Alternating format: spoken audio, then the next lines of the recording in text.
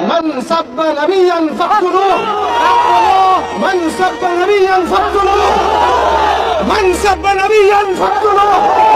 তারা যদি কাব বিন আশরাফ হতে পারে আমরা মুহাম্মদ বিন মুসাইলামা হতে পারবো ইনশাআল্লাহ তারা যদি ইবনে খাতাল হতে পারে আমরা কাবার গিলাফ ধরা ঝুলন্ত অবস্থায় তাকে হত্যা করতে পারবো ইনশাআল্লাহ